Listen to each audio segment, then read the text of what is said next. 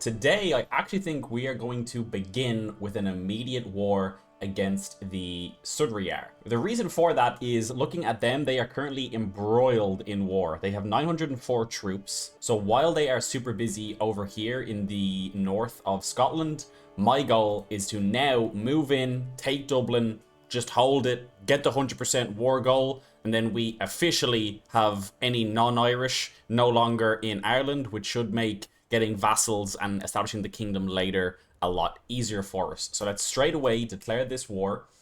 Do we want to do a holy war or do we want to conquer the county? We're going to conquer the county. Reason for that is that insularism is considered pluralist.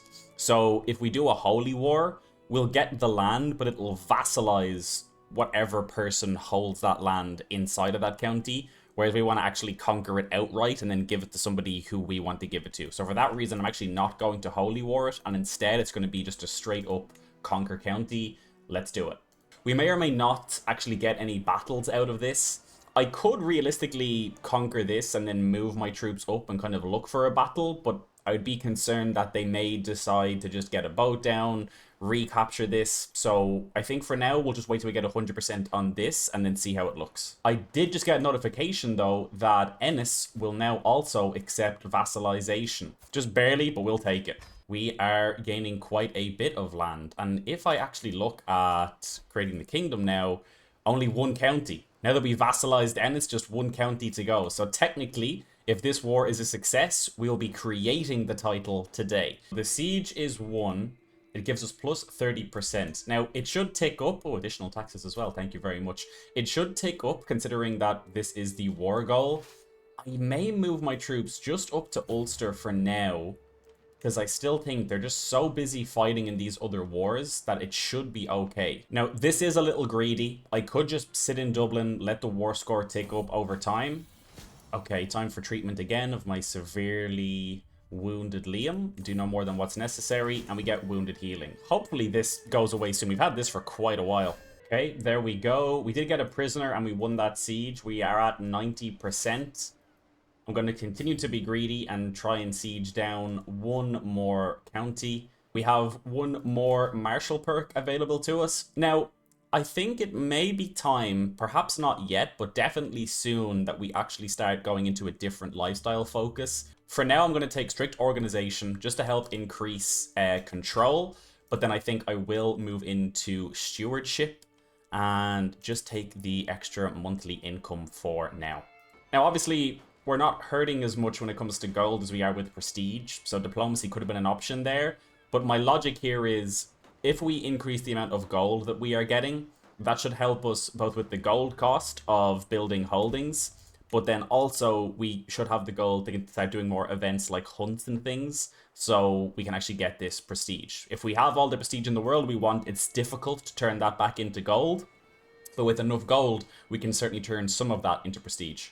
And there we go. So we're good to go without even finishing that siege. Let's enforce demands here. Now that we are at 5 out of 4, I now hold the counties I mentioned in the previous video that I wanted to hold. I wanted this duchy and these 4 counties. I now have that, so it may be time to actually give Tralee away.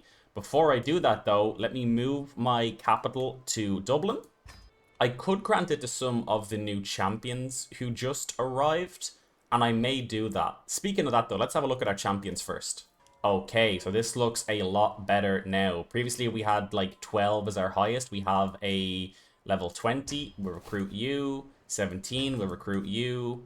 And Demon as well at 14, we will recruit all of those. I think I may give this to Deman though. He is insular and Irish, he's just arrived. He's a brilliant strategist with super high martial. So you know what, there you go. Earldom of Desmond, enjoy. I also now finally have the message telling me that I can create the Kingdom of Ireland.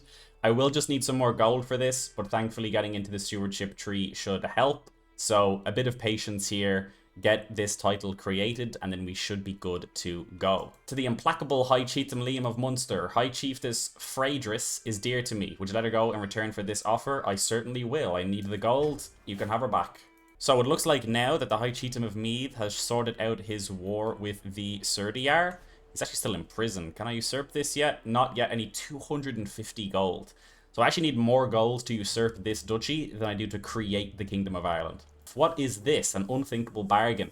In a bid to solidify their own personal power, it seems Jarl Halfdan and King Alfred have signed a devilish treaty, dividing the realm of England between them. Henceforth, areas currently under Nordic control will be subject to the Dane law, while the remaining native states are acknowledged as English territory.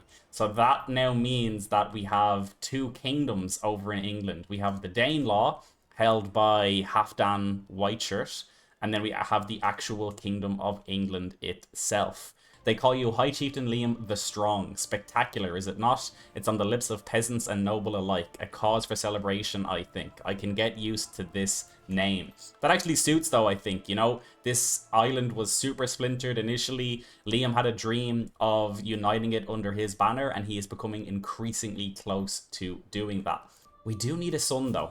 We do really need a son. Time is becoming precious, and especially when we make the kingdom, we're definitely going to want to have an heir ready to go. Thankfully, though, because we're insular, we do have polygamy, so I might give it just another year or two, and if nothing happens, I may actually marry. I mean, this is actually pretty good. 9 years old, so we would be a betrothal, but she's intelligent. I think I actually will send this marriage out anyway. We'll be betrothed, and by the time that 9-year-old is 18, it probably will be too late for... Okay, excellent. It probably will be too late for more heirs to come from Durgale over here. Meath has been destroyed. Let me check. It has. So now I can create it for 87 rather than usurping it for 250. I'm certainly going to do that. I am now going to end up holding too many duchies, though. Obviously, because we're a duke, we can't make another duke who is a vassal. He'd be the same level as us. We can do it the second that we create the Kingdom of Ireland, but it's very important that we do that first. So I'm going to wait a bit, save some more gold, and then actually make the kingdom. And we lost the trait Wounded, so we are now finally just back to Scarred. And for once, I can take a picture of Liam for the thumbnail of the video, and he doesn't look like he just lost a bar fight. Daman, the man who we asked to come to us to be a champion, has decided that he wants a more thrilling life. And he wants to now be an adventurer. He's forfeited our land to us and instead started an adventurer band called the Pikes of God. He is temperate, honest, and patient. He's a grey eminence. That suits me down to the ground, to be honest. So feel free, my friend. There you go. Enjoy it. There's an intruder. Every time I close my eyes, I see High Chieftain Durgale's face. Sleep will not come. I cannot wait another moment. Cloaked in shadows, I make my way to the garden outside her living quarters. The sight of Durgale's chamber window makes my heart stutter. So close and yet so far. The shady figure stops by Durgale's window and unlatches the shutters. Knowing Liam and who he is, he would certainly try to save her himself. I feel as if I have plunged into a frozen lake. Durgale is on the floor, the intruder pushing her down, a gleaming blade between them. With a roar, I grab the villain by the collar and throw him into the wall. The rest is a blur. When the danger is over, I turn towards her. Durgale, are you alright? I ask cautiously, as if my words were a spell, and she finally unfreezes and throws herself into my arms. Thank God you are here, Liam. And we now officially have our soulmate of Durgale at 30. The bad news for Durgale, though, is I am more than likely going to end up having a son with Kenlock over here. And when that happens, chances are it's not actually going to be her son. But we're still soulmates. That's fine. It'll do for now.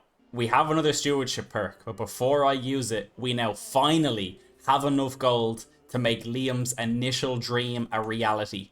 And we can now make Liam the true King of Ireland. Let's enter the royal court for the first time. We get our dynasty and house banner as well, and we will certainly enter the royal court. So now finally, as a king, we have a court. Very quickly, I'm going to look at my court artifacts, and behind us, I'm most certainly going to put my dynasty banner. And then over to the side here, I'll put the house banner as well. That's all we have for artifacts right now, and then let's, for the very first time, hold court. Our marshal has come to us saying that Dublin is rampant with unrest and banditry. For a little coin, he can solve it for us. Now, I'd be happy to pay him, but we have no gold after making Ireland, so I'm going to say what we need is excessive bloodshed, and it'll gain increased presence. So popular opinion will go down, but we will get increased control growth. And you know what? I think that's necessary in Dublin right now. I'd prefer to just pay, but I can deal with the popular opinion. That'll sort itself out in the long run. Control in the short term, though, I will take. Quickly then, it looks like we do have one person who will accept vassalization. That is Auriel, Insular and Irish, happy to offer that and take it. And then the other thing that I'm going to do is I'm going to grant Munster down here to this man. So now, rather than having to deal with each of these vassals individually, we just have one duke to deal with, which is perfect. Stewardship perk, I'll take Taxman just to get even more money, and we can start building up the realm. And there we go. We now have another vassal in the form of Auriel. I'm going to leave it there for today, but we have achieved Liam's initial dream. He has put the crown on his head as the King of Ireland. All that is left to do is to solidify it and consolidate the kingdom. But we are super close. I imagine by the next episode, we will have all of Ireland under Liam's control as king. His initial goal when he started out in this world will be achieved. And from there, who knows where it will take us. Thank you all so much for watching. Don't forget to leave a like and subscribe if you enjoyed, and I will see you all in the next video.